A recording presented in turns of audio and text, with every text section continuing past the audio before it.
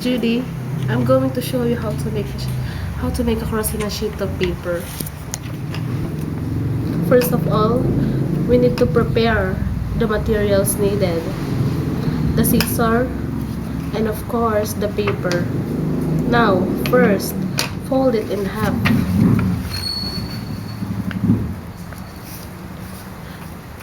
You might wanna use ball pen or something.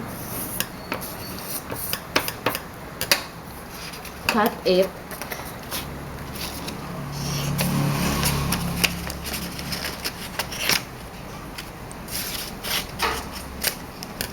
Then, you need to fold the half of a paper into a triangle. Like so. You have a triangle in the opposite side.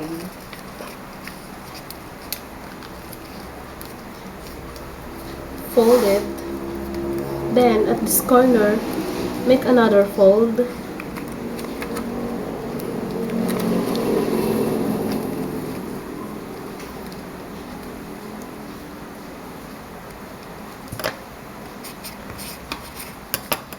Fold it again.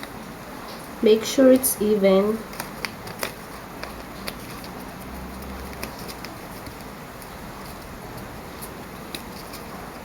Then the scissor and cut the paper in three.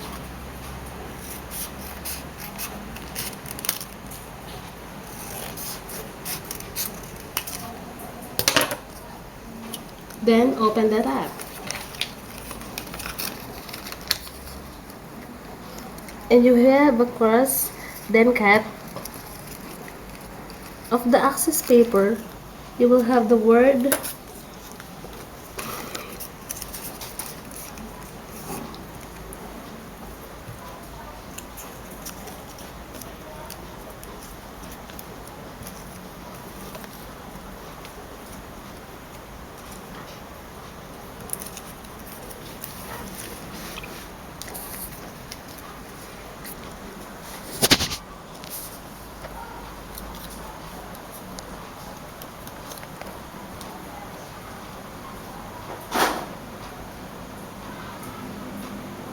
hell.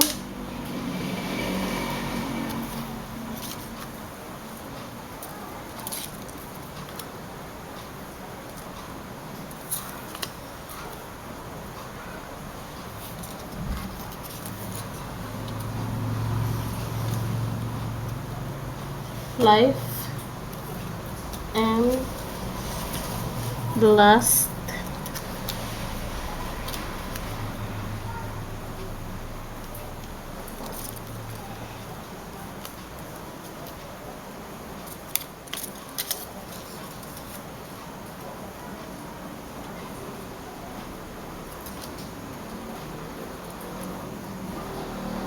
Lord. Thank you.